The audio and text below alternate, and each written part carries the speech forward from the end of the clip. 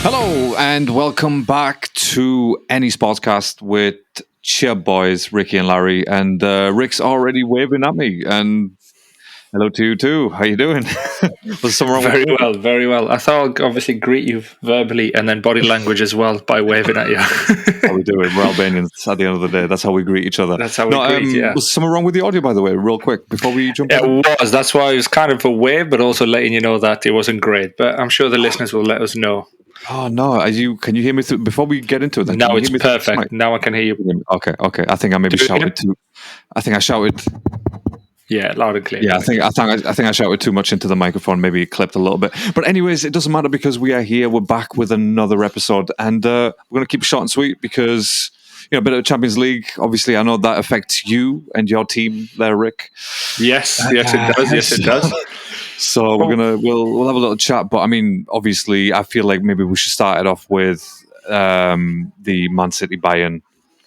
Start off with that and then finish it off with Madrid-Chelsea because no one cares about the other games, really. Well, come on. Well, I'm sure listeners care about everybody else, but AC beat Napoli. Into one, happy days. There you go. I think we were close with the predictions on that one. I think I went into you went Benfica, and then you went AC. I went Napoli. Yeah. Anyway, but there you go. There's the roundup of them games. But look, let's start off with Bayern Munich a little bit because I'll be honest with you, right? That was probably one of the worst defending I have ever seen in my entire life from Upamecano, and I don't know what happened. It feels like, if this game was happened in the 80s and then we look back now and we think, that guy's been paid off. You literally would assume so, right? You would literally start making things and start believing there is going to be some conspiracies. That's what you're going to be starting doing now. He's been paid. Somebody got to him. The Man City Mafia got in touch with him and just said to him. It was such a shambolic performance from him that I'm surprised that Tuchel never even took him off, by the way, because that happened around the 60th minute. He had a nightmare. Yeah, it happened early on. Yeah. I think from the early mistake that led to the goal, then after that they just kept pressuring him, didn't they? They put him under a lot of pressure. But I also thought, I didn't think like he had much options. Honestly, I felt every time he got the ball, there was no outlet. It was always, right, where do I go now? Because what they closed him down very quickly. Everybody else was marked up. So then they were like, right, okay. You go to the keeper, Haaland's closing him down, and Grealish was fantastic that game, I thought. He was closing him down. I mean, you can always say that Grealish had a great game, in which he did, but I just feel like, as a professional defender at the top elite level, that you've had pressure before, against other teams. Maybe not in Germany. Maybe not in Germany because there's only Bayern that plays there, apparently. But in other games, you've had that sort of pressure, and then, what... Yeah, you can always obviously say that Grealish did a great job, but I still feel like he did. No, of course, he wasn't. It's not enough to just say Grealish did a good job. No, I agree with you. He was the occasion probably. I don't know. He looked nervous after the mistake or the first mistake. He looked very nervous on the ball, and you're right. Why didn't TT take him off? But then who do you put on? Is there anybody else on the bench that you could possibly bring on? I don't know. I don't even know the bench. Let's have a quick look. I don't know the bench neither, to be fair, but. I felt as well going forward, Gnabry was awful for them. Very similar. Bayern played yesterday, very similarly to how my team. Not yesterday, Tuesday. Very similar to how my team played on Wednesday, where the defenders kept the ball and tried to pass into midfield, but then there was nothing going forward. They might have a sniff at goal, and that's about it. And that's one of the reasons as well. Like I say to you, everybody got marked, so he couldn't really pass to anywhere else. He tried to get it to the key. I'm not sticking up for the lad, by the way. He made a colossal mistake that led to the goal, and then after that, could have led to more goals. Many other goals. Jan Sommer had a cracking game, but then he didn't have a cracking game at the same time. Yeah, exactly. But one thing I do want to say, though, we don't condone it because he got racially abused on his Instagram afterwards from Bayern fans, and that's just too far. Come on, it's a game of football, and you can make mistakes. It's like when the England players missed the penalty and everybody turned on them. The three black lads, Sancho, in the Euros against Italy. Yeah. It's just not on, is it? So no, that's definitely not something that's the ugly side of football. Yeah. No, 100%, and especially German fans. Unfortunately, that's what they. They're known for that type of stuff, for that type of abuse. It's not something that we've just found out. But yeah, that was. As much as as bad as Bayern were, Man City were just a level above. They were electric. They were very good. It was unbelievable from beginning, from back to front. it was just an amazing performance from both. John Stones probably had one of the best games I've ever seen him play in a Man City shirt. I thought he was very good. Excellent. I don't even want to talk about the Haalands and De Bruynes because, they do what they do. Bernardo Silva had another just amazing games. This guy, any team would be lucky to have Bernardo Silva's fantastic. Yeah. I think Pep came out a couple of years ago because they were talking, Bernardo's not playing in so much, and Pep Guardiola said, for as long as I'm here, he'll be here. And he seems to be like, he's changed so many players, and he's even recently come out talking about Kyle Walker. He's quick, and he'll even be quick at 75. He'll be the fastest person in the room, but he can't play this system. You need to make educated moves. And then he praised Bernardo Silva, saying he's the best player to train. And watching that game on Tuesday, I thought, Alphonso Davies has got to have him here.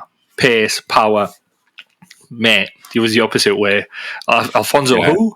Yeah, honestly, next to Bernardo, Bernardo Silva was fantastic. Like the way he nutmegged him and nutmegged the other player. Did you see that bit? I was like, to the point where Davies didn't he go take it? He got taken off. I think he got taken off. Yeah. He was embarrassed by Bernardo Silva, but no, just amazing game. I mean, Haaland. But real quick on Haaland's goal, by the way. Now, for me, obviously, it's impressive that no one marked him. That's impressive anyway. Yeah. The other impressive thing is when you watch that replay, or if you ever watch that replay again, when he shows you just sort of down the line, the way that Haaland moves and the quickness in his acceleration is unmatched. Absolutely unmatched. Fantastic. He was looking at the ball, didn't even know. He knows where he's going, obviously, but he was looking at the ball, and the next thing you know, he's just boom, blitzed directly where it's going to be, and did that move that he did. It's incredible, isn't it? The way he can just judge and time his runs, his pace, his reaction time, isn't it? Just the way he just quickly reacts to it, and then just he's fantastic. Now, to be fair with you, he's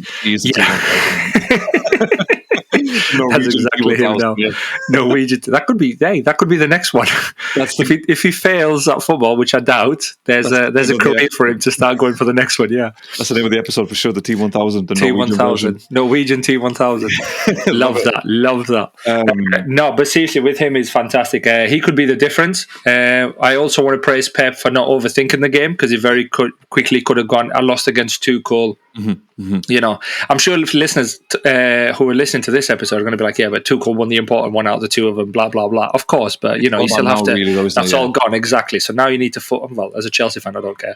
But looking at you've only got to play what's currently, and 3-0, taking that in. But like I was saying, Pep tactically looked like when you saw the formation, looked as if he was playing with 7 attackers effectively. You saw Akanji, who was it? Akanji, Stones, and. Who else was playing at the back? Was it Nathan Ake? No, Diaz and Ake? It was Ake, yeah. It was Ake. Was it Ake? Yeah, it was Ake, wasn't it? And then he was like the midfield, and it looked like he played 3-4-3, but rather than 5 at the back, he was just like 3 at the back, the rest of you attack. And now they played fantastic, honestly. They were amazing. Looking at this formation, he had Akanji, Diaz and Ake in the 3, and then he had Stones and Rodri in that sort of holding midfield role, but I'm guessing Stones, made it a back 4 once they were defending. But you're right. He had literally, it looks like a flying V shape. When you look at this, and I'm going to show you real quick on the camera, it looks like a flying V. It's incredible the way that Guardiola did it. I'm going to slowly have to interrupt there because somebody's just rang the bell. And clearly they've got the wrong address because I haven't ordered anything. So little break, and I'll be right back. We'll put some Dom music. Yes. Din, din, din. I'll do it.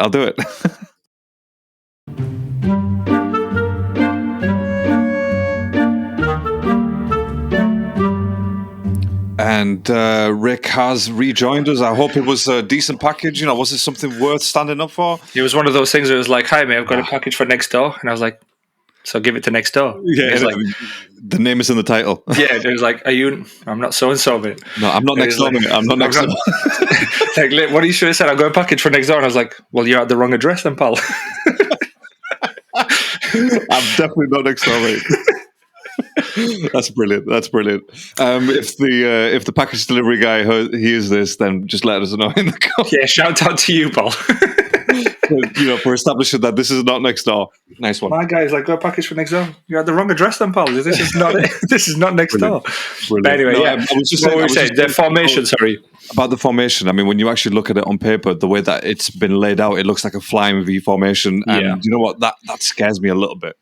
that scares me a little bit because, you associate flying Vs with, with winning, like the Mighty Ducks, for example. Yes, classic. That's exactly what I was thinking of, the Mighty Ducks.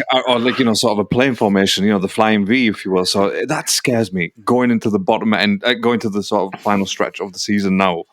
As an Arsenal fan, no, they look ruthless. Ruthless. I am afraid, and I will happily say that, just 100%. I am afraid. After what they did to Bayern, and considering Bayern are historically a team who've obviously beaten us 5-0, 4-0, even at home, that type of stuff, and for City to go there and destroy them, Not even that though, bro. Like Bayern hadn't conceded in the Champions League. They had not conceded a goal in the Champions League at all. Like I think they beat PSG 2-0 away or 1-0 away, and then 3-0 here and there. Every victory was something to 0. Yeah. And then obviously, conceded 3. Listen, the first goal by Rodri was fantastic. It was a top finish. It was a great finish. Yeah. And it's something you wouldn't expect Rodri to smash it with his weaker foot in the top corner, yeah? You can give that so away. That's got it. Yeah, that's got it. But then the other 2 goals were defensive errors. They weren't so much of a team. It was like one individual making a mistake led to a goal, then another. You know what I mean? Yeah. It was definitely individual mistakes. Yeah. So, but City, like we said before, don't we? You make your own luck. You force the errors by applying the pressure, and that's exactly what they did. Bayern did not have room to breathe. No. City without City playing next to attacked with 7 players, incredible. Leave the 8 players, leave 2 at the back. So I think 8 players were just constantly on that Bayern midfield. Yeah. To the point where I didn't even know Goretzka was playing, by the way. And neither did I. I didn't even realize that De Ligt was playing either, by the way, until I've just seen the lineup. Really? No, I didn't know that. Honestly, that's how bad that set. Because the thing is, I caught bits of the first half when it was just about to end. So I can't really comment on that, but I've seen the goals. And then the second half, it was just, I didn't even know De Ligt played, to be fair. Sane, I have to say that he had probably the better game out of any Bayern player because, he actually tried to do something, even though it was shots, pots from the outside and stuff like that. It still was the only one that was going forward. I think, like I mentioned earlier as well, Gnabry had an awful game. He was awful. He did. The guy in midfield, what's his name? Masala, the young lad, Jamal. He was awful as well. He wasn't very good. And also the wingers didn't get forward enough. Kimmich tried his best to get the ball, pass and move. You know what I mean? He did all right, but nothing obviously to his level. But then again, your levels are going to drop if the rest of the team's level drop. Look, we're talking about City and we're saying how wonderful Grealish played, how wonderful John Stone played, how wonderful Bernardo Silva played. You know what I mean? Because the level was there. Yeah.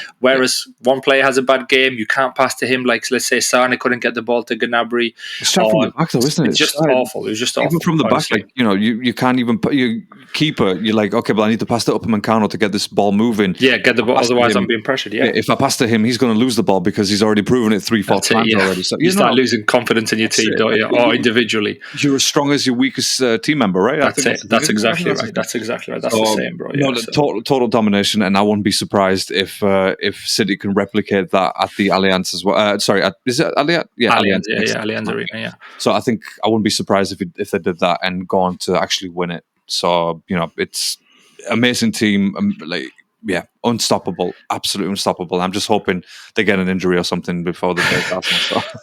Well, De Bruyne went off, didn't he? What did De Bruyne go off for? De Bruyne had a bit of an ankle issue or something, or do you think he just went off to everybody to be like, "Oh, here's our chance"? De Bruyne went off with Arsenalitis, which means that he's going to come back for the Arsenal match. So that's what he went off with.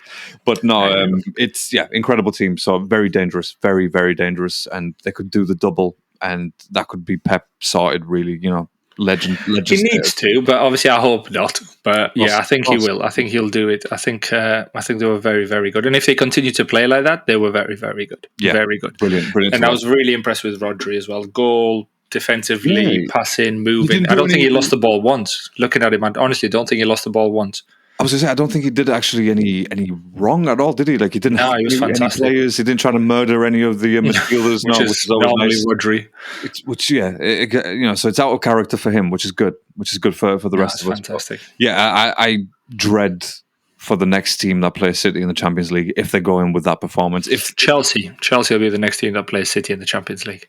Okay, well, I'm glad that you segued onto that, to be fair, because first of all, I just want to start it off with, did you watch it, by the way? Did you watch all of it? I watched the first half, and then I was like, I am not watching the second half because it was awful. It was awful. Nah, I suppose for yourself, like you were expecting, because you got spoiled by Liverpool Arsenal. What was it, Sunday? yesterday. Even City Bayern now we got spoiled. Yeah, but because you saw loads of goals, that's why we kept them quiet. We were decent. Real Madrid didn't really worry. Excuse me. He's just choking. It's fine. It's fine because he knows he's talking nonsense. That's why he's choking. He's allergic to bullshit as well. That's what it is. No. Listen, honestly, we were good. We weren't very good, and the reason we weren't very good was because, like you mentioned earlier, we're only as strong as the weaklings, and the weaklings in our team were Sterling and Felix. Felix lost the ball so many times. Felix was more or less ready to shoot, and he cut back in once again. He tried to cut into his right foot. Cutting that it's why? Like why are you doing it, bro? Like everybody's expecting you to cut in now. Just shoot from now on. Surprise us by taking a shot. Do you know what I mean? I'll be more surprised if you shoot from now on. Even the keeper would applaud and be like, "Oh, okay." Oh, you actually did shoot. Yeah, no. Surprised. I like it. I like what you did. The problem that our biggest thing is we had nothing forward, and even McManaman yesterday mentioned it. Steve McManaman on commentary, and he said Chelsea getting into these final third positions with Chilwell and Reece James, especially before Chilwell got sent off. Yeah, but we'll talk about that in a minute. And it was just you don't. Who are you going to cross it to? Like literally against Militao with João Felix and Raheem Sterling, who probably come up to his belly button. Like, what's the point of getting crosses? So everything went low crosses, and I was getting so frustrated. And I think you saw that on the chat as well. They were both just sort of the same place. Nobody would attack front post or near post. Rear. What am I saying? Back post or front post, and then one person dropped short or like dropped to the penalties.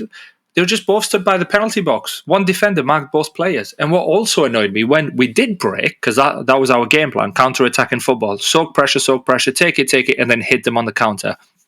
And we did that well till we got to the final third. And then Raheem Sterling would stay still.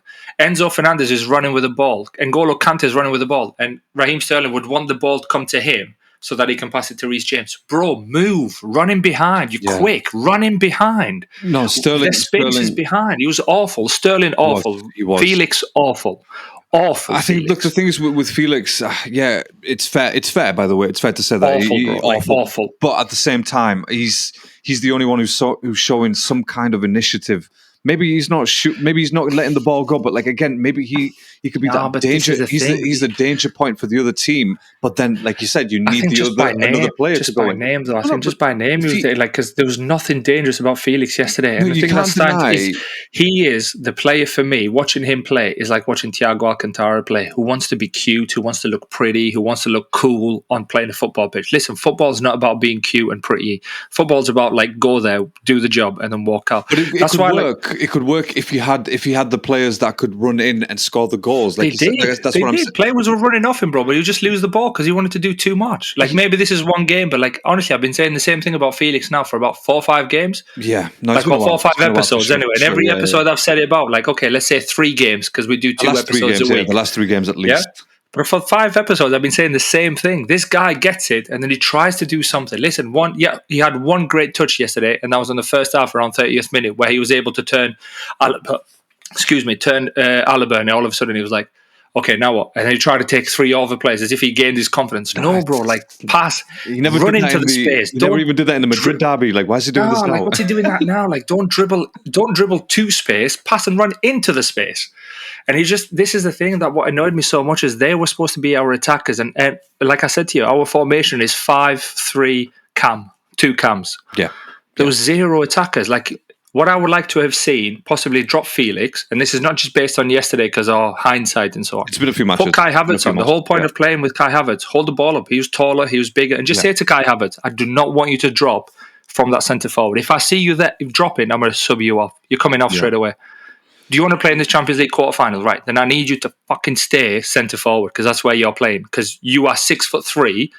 Reece James can whip balls in. Yeah. So-and-so can whip balls. Ben Chilwell can cross. Enzo Fernandez can cross. Look at the goal you scored against Leicester, the chip. You ran behind the defenders. That's clearly a sign for you to be like, if I run behind their space, the ball comes in, I've got a more chance of scoring than coming to the centre box, centre circle and be like, let me have a touch and give it back to you just so I can be on the ball. Like, no, bro, no. Like, you don't need that. You don't need that. You're missing like a Mount or someone who can run in like them late runs, you know, especially if Havertz is holding that ball. You need someone like a Mount. Again, maybe Kovac was awful. That's what I'm saying. Maybe Mudryk could play in that position. Like maybe Mudryk can play in that position. I think Mudryk, like I said to you, that literally my lineup was Mudryk. Okay, play Felix. I did say play Felix. Play Mudryk up top.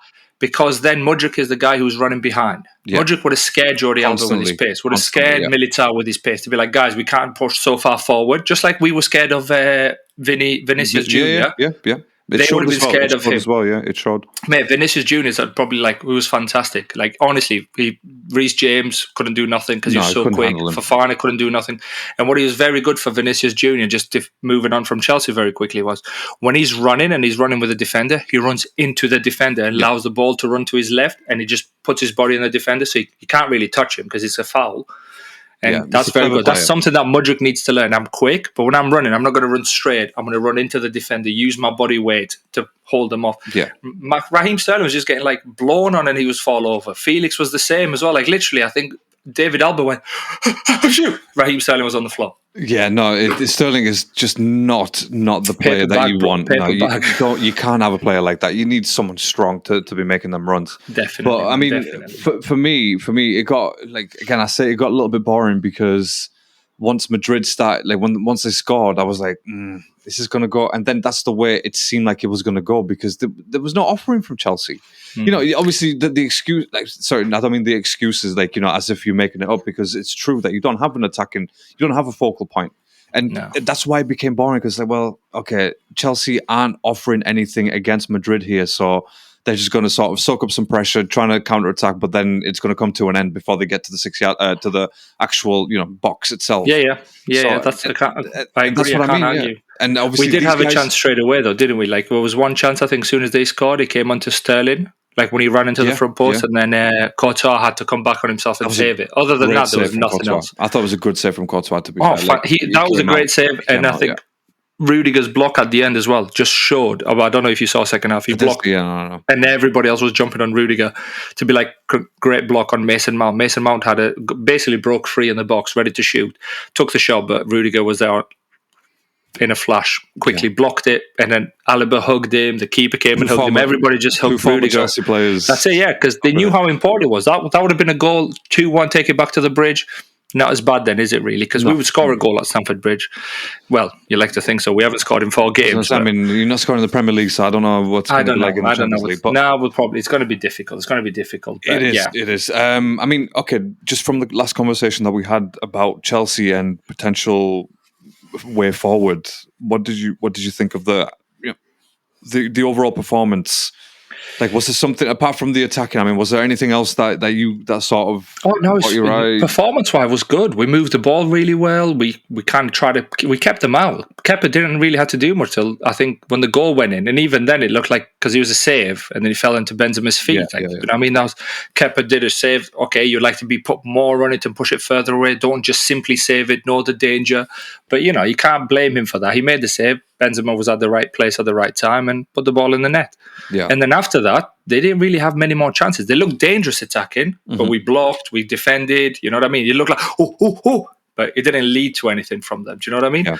Whereas for us, Enzo Fernandez was fantastic, getting the ball, spraying, literally QB, left and right. But again, it just kept going back to nobody at the top. That's why for me, Kai Havertz, Kovacic was awful.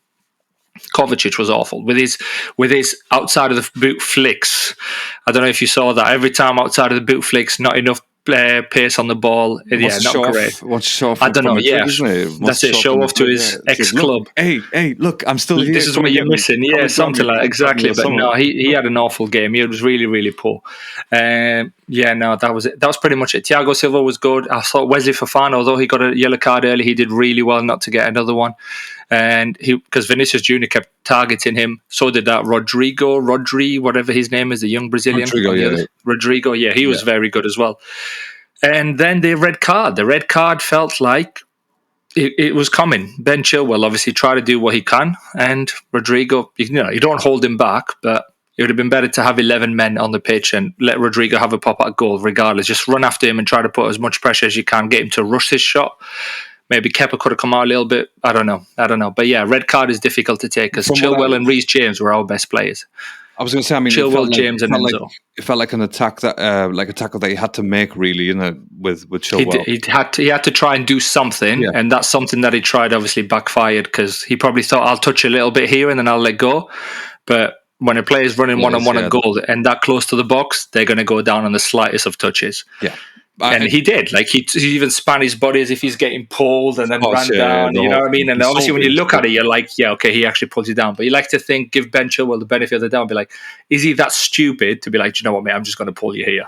Because I think if Chilwell pulled him, he would have looked a lot different to the fact that he turned around and then just landed on his bum rather than land on the back of his head if he got pulled. You know what I mean? Actually got pulled, That makes me think he went down a little. But you know what? They go against you. I'd expect Chelsea players to go down if they're 1-on-1 and then they're not at 100% balance because somebody touched them. You'd appreciate it, really, wouldn't you? Yeah, of course. You'd be like, it's a free kick, ref. What are you doing?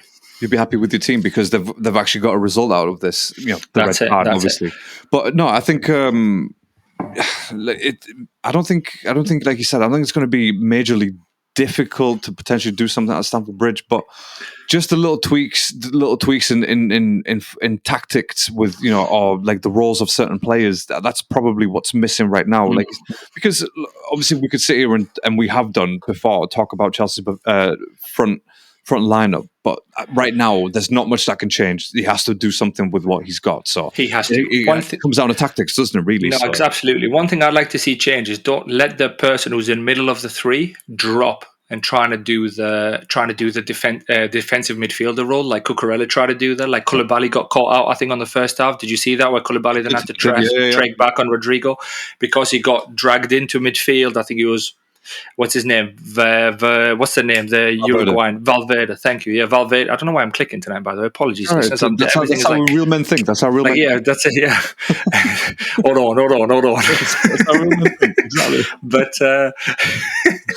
all I've got is Kevin Hart now in my mind. Hold on, babe. Hold on. Just let him grab his thoughts. Son. That's all you need to do. But, Valverde was in midfield. Koulibaly got dragged in, and then they exploited the space really well. Rodrigo ran past, got straight in there because Chilwell was obviously trying to Carvajal pushed so far forward to ping our fullbacks or wing backs to ping them back, and that's tactically from Real Madrid executed really well. We try to exploit it by doing the counter attack. Whereas what I'd like to see differently is if Valverde is there, and next time have the person sitting in the middle be closer to him so that the person either side of the center defender, not right defense or right or left, I want the person in the middle to drop. So then that way, if a player does decide to run off either side, one of the wingers, then those defenders are ready. Because by that point, Thiago was too far away from Rodrigo for Thiago to run. If it had happened the other side, Thiago would have been too far away. Whereas if Thiago drops forward and I don't know, whoever else is there is marking Benzema, for example, then it leaves two defenders to mark the wingers. Do you see what I mean? That's what I'm saying. That needs to happen. I think little tactical changes like that do need to happen. I think I overspoke there. Could have been said a lot simpler than that. But I hope you understand what I'm trying to get at. But that's all that needs to. That's all that can be done right now. It's like I said, it's irrelevant talking about like we wish we had a striker. You don't. You need to get over it, and something needs to be done. We did have a striker, Aubameyang. He could have started and played a bit better, but Potter took him out of the Champions League squad. Similarly, we got David Fofana, and he did nothing as well. Yeah, he's not in the Champions League squad. No, is it? Badiashiel's not in the Champions League squad. Like Chilwell got, and then he brought Cucurella on when Koulibaly got injured, and you think like. Yeah. It's basically Potter just sort of like had a premonition where he was like, I'm going to get sacked, so I'm just going to make sure these bastards just fuck them as much as I can, and potentially could have done that. So thank you, Potter. By the way, yes, thank you. I will not be able to live with myself if Chelsea win another Champions League. I can't do it. Can you imagine? I can't do it. I don't want to. No, to be fair, at the bridge, I think if we make those changes, and I'm hoping Lamps and Ashley Cole, because listen, defensively we're okay. We didn't rush into anything. We did okay. We kept it tight. Just Koulibaly being. We limit him to some. Koulibaly made that mistake, of course, like I said, but I think that could easily be resolved because the same mistake happened with Cucurella that led to the red card. Yeah. The exact same mistake, literally identical. Koulibaly dropped in, but then he was quick enough to catch. What's his name? Rodrigo. Cucurella didn't even attempt to try and catch him, so Chilwell had to come across and try and catch. Yeah. And then that's the problem that we had.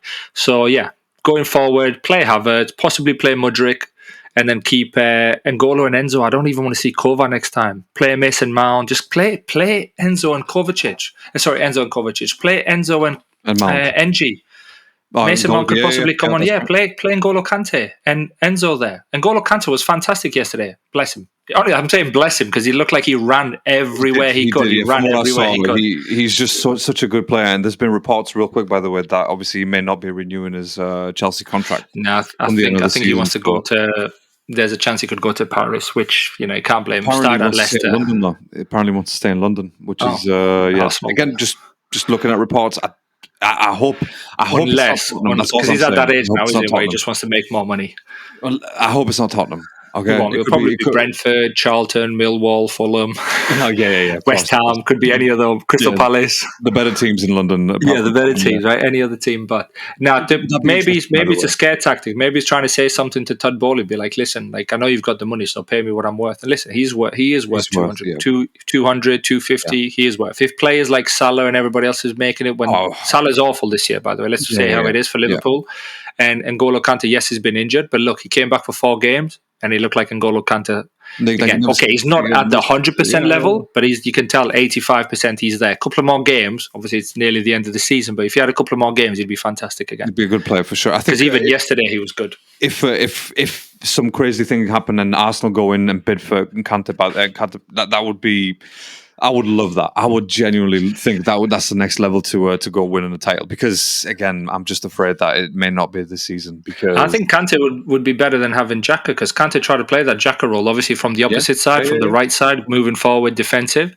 I think you'd substitute Xhaka and play Partey a little bit more this way, towards the left, and then tell N'Golo Kante just to go that way. If he came to Arsenal, I hope he doesn't. I hope he goes abroad. I think Chelsea should do anything they can not to help Premier League rivals for any reason. Like, I think that thing of respect, now you've been a great servant for the club, so you get to pick Petr Cech, you can pick William, you can pick so-and-so. Like, no, listen, you're not going to any Premier League team. If you're going to go, we'll sell you abroad. Like, you're not going to any Prem team. You can run your contract out, but because then it's your choice, but you're not going to any Prem team anytime soon. That's it, though, isn't it? That's it. Like, let's just see what happens, like, because I would be very interested to actually to find out what happens. No, absolutely. But, anything else that you want to add on Chelsea? Just simply to be like, man, what can they do? Like I said to you, defensively, but formation-wise, like I said to you, I like to see 5 again at the back with the wingers, but Cucurella, it felt like with Cucurella, he's scared to cross. Somebody needs to speak to him, bro. Like, whip the ball in or pass forward. Don't just get scared to pass the ball back. He goes back. He always goes back. Every time he gets it, he goes back, like as if he's afraid to be like, I lost the ball. I don't think you can see, like, his peripheral vision is genuinely blocked. Get a hairband. Get a hairband. Like, put it on a ponytail. Like, literally put it on a ponytail. Maybe, you don't know. We don't know, do you? So, but no, Havertz will have to play next game just to simply hold the ball up, because we're going to have to go attack in. Don't play Raheem Sterling. He's not strong enough. Don't play João Felix. Not strong enough. Play Mason Mount. To be honest, I don't think. No, I don't think so neither as well. Start Mudryk. Give Mudryk a run out. Literally, give Mudryk a run out. Zakari's in there at this stage in the season. By the way, then I think you just leave Mudryk and just see what he can do. Let him gain some confidence for the end of the season. Let them play. You know what I mean? Let the lad out. Like, tell him to be like, do you know what? I just want you to run at the back, because then Mudryk will do to you like to think so anyway. Carvajal, what Vinicius Junior is doing to Reece James. With his pace, kick it behind and just run. Militao's not going to catch up. We saw yesterday, Mason Mount or Cucurella got it behind Militao. He had to bring him down, got the yellow card. Again, you would not have seen it because it's second half. But yellow card for him. But I think we might be able to do it. 2-0 is not unrealistic. The only downside for me that makes me think and not confident is the fact that we haven't scored in 4 games. And that's the first time since 1993. That's a massive problem. That's 30 years. That's a 30 years. By the way. You definitely don't want to see that start. But let's just see what happens next week. Next week it's going to be fun on all fronts. Yeah, on all fronts really. So let's see what happens. But before we shoot off tonight, should we do some quick fire predictions? Yes, hit me with them. I think we should do it. Get someone to write it down with. I'll read them out and let's see what's going on. Can I pass the writing down to you, because my daughter has taken all the pens and all the papers from here? Well, no, sorry, I found a pen. I don't have paper anywhere. So, have you got anything near you? Because any piece of paper turns into an artistic drawing. So I've got paper. You've got a pen. Well, it's like a team. It's like teamwork, isn't it? Really, we're just halfway through, aren't we? Really. Unfortunately, our virtual reality does not exist. So we're not there yet. Teleportation. Here we go. Let's just get a pen. Let's get a pen. Right, hold on. Tell you what. Okay, so Should I read them out? Do you want to swap roles? Yeah. You read them out. I'll do the reading. So let's go. Let's have you. Premier League. Oh, Feyenoord are beating Roma 1-0. What's the Man United score, by the way? No, it starts at 8. Oh, that's Man right. Sevilla 8. West Ham 1-1 versus. So let's begin. Saturday. Ready? Villa versus Newcastle. Ooh, at Villa Park. At Villa Park. I'm gonna go with a Villa win. Mm-hmm. I'm gonna go with the Villa win because maybe Emery's gonna do something. So I think maybe like a cheeky little 2-1. Villa goes 1-1, or Newcastle score first, and then Villa come back. Just a cheeky little one. I think this could be an exciting game. I don't know. I think so as well. I think this has got potential to be a very good game. Unai has done very good since his return. Unai Emery has done really good. One thing I'm disappointed about this game being on at 12 o'clock, so we don't get to hear good evening. But nevertheless, it'll be a great game. Yeah, good afternoon. For me, I do think Newcastle will win, though. I don't think Villa will do it. I think Newcastle will take it 2-1. Maybe with it 2-1. 2-1 Newcastle. 2-1 to the tune. 2-1 to the tune, which is... Again, we're happy for Newcastle. So next game, Chelsea-Brighton. At the Bridge. Mm-hmm. Chelsea-Brighton. Okay, at the Bridge. I'm gonna go with a draw on this one. I'm gonna go like a 1-1 or something. Something Thank crazy. You. Yeah, I'm gonna go 1-1. See, I think it might be 0-0. It pains me to say this, but I do think it'll be 0-0. I'm gonna put you down for a 0-0. That's what I think it'll be a boring game. I really hope I'm saying this and we just get like a 3-1, 4-1 just to get confidence in scoring and go into that Madrid game being, do you know what, lads, we can't score goals, just attack. Let's give this, because that Madrid defense was not great, was it really? Like for what you saw yesterday, they were leaving space, they were getting the ball behind them, we were crossing balls in the box, it's just how players weren't attacking. Even Reece James at one point was like, what are you both doing? Like, attack the front post, attack the rear post, don't just stand there. No, it wasn't. I was going to say, it wasn't like a Real Madrid defense where you were scared of them or they dominated Chelsea. Absolutely not. Absolutely not. It wasn't. It's just like you said, the front, the forwards just weren't there really. They didn't turn up. Can I just say one thing, by the way, very quickly while we're on that? I'm not disliking the analysis now when it's happening and they're going like, no, Frank will sort this out. And they're analysing the game. Don't just analyse, be like, so here's the first goal. He passed and he moved.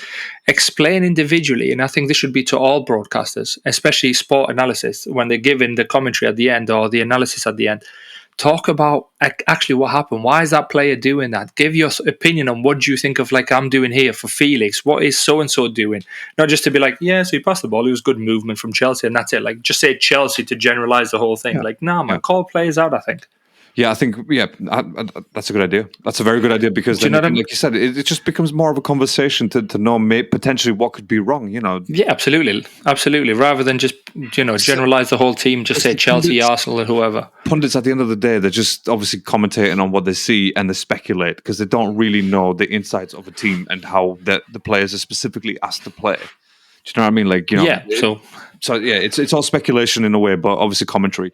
But commentate actually what you see, like give the opinions. Like I said there as well, João Felix, for example, should have run into the space. Don't just be like, Chelsea don't have forwards. No, they do. João Felix is still a professional footballer. Yeah. He still can go forward. He still can play the role of a striker. Okay, naturally he might want to come in, but surely he can listen to instructions and be like, stay as a centre forward.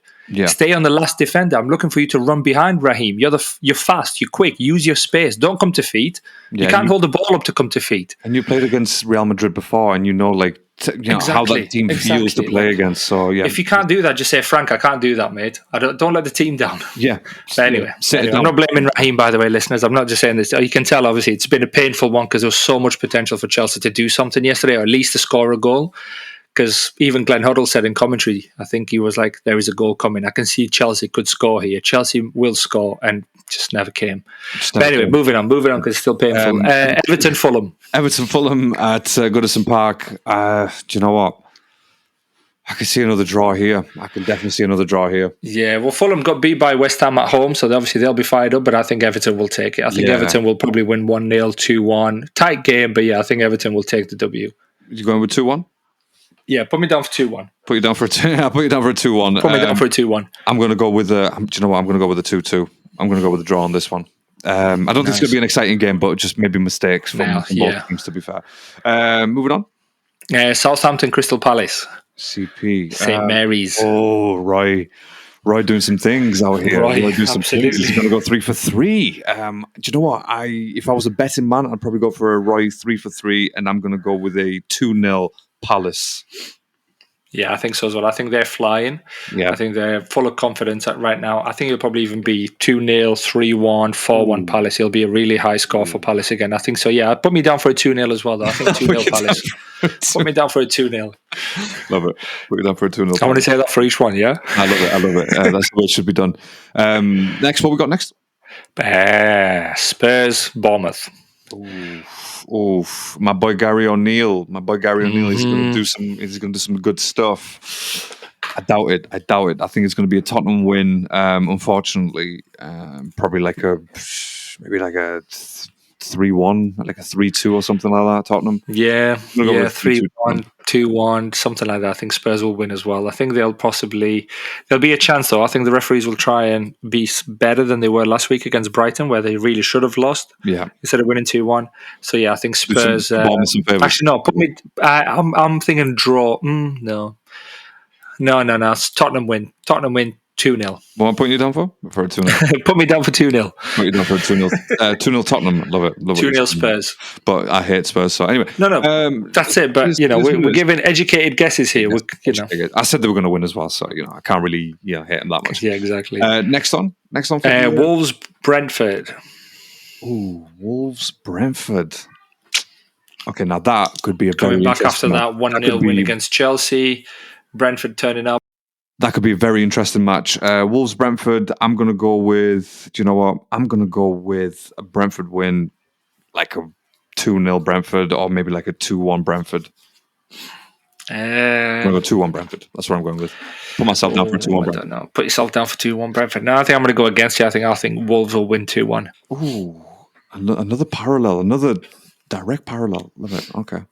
Reflection. When you look at these scores, they're kind of reflected against each other.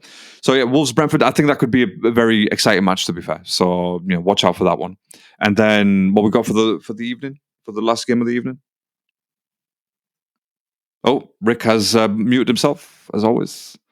Well, amateur hour. Love it. City Leicester. What are we saying, big guy? You go first on this one. 4-1 City, 5-1 City, or 4-0 I think as well. I don't even think Leicester will probably score. I think it's going to be a 5-1. Yeah, 5. I've actually put me down for 5-0. 5-0, love it. 5-0 City. Love it. Love what you're saying. Moving on to Sunday. Mind you, hold on. New manager bounce. Do you think that new manager bounce is going to... No, not against City, bro. Sorry, it's not too soon. That was so that war was premature, really. That was a premature war. Premature one. Sunday, quick game. West Ham United versus Arsenal. West Ham versus Arsenal. At the Olympic Park Stadium. Last year we won this fixture, so I'll be honest, we need a response, and I think we should probably win this. Maybe like a 2-1.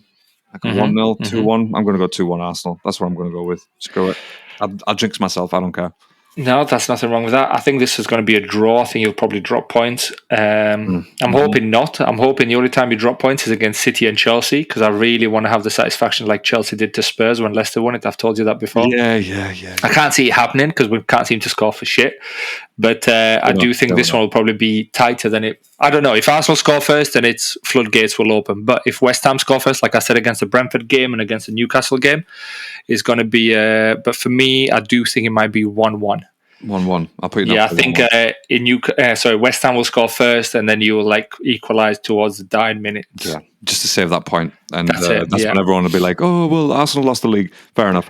Notts Forest versus Man U. Forest United. Yes, I think Forest will win 2-1 at home. Yes, madness, I think is due a win.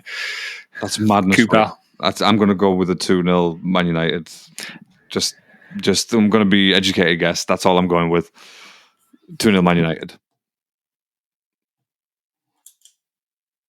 Oh, he's muted. Any football on Monday? I was coughing. I had to mute. Otherwise, I was going to be very loud. We've got Leeds Liverpool on Monday.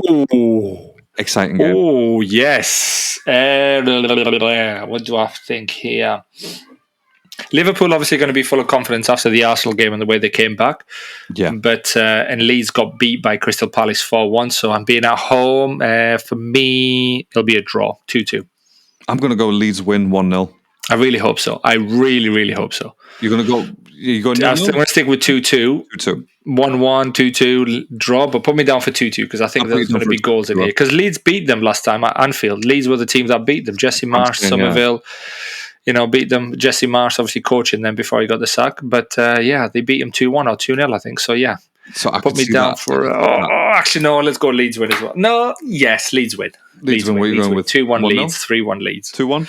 One or the other. I hope, put me down for 2-1. I'll put you down for a 2-1 Leeds. Fair enough. And then, cool. I think that's it. Obviously for the football, for the predictions, we'll be back on Sunday. Rick, do you want to add anything else before we? No, nothing, man. Nothing to add. Hopefully, Chelsea score a goal and get a W under their belt. That's literally where I'm at the minute. Just because it's scary. It's scary. It's standard. But anyway, thank you so much for listening. Possibly soon. He's watching me. Thank you so much for listening, for being here, bearing with us, and we will catch you on the next one. Until then, stay safe, stay well.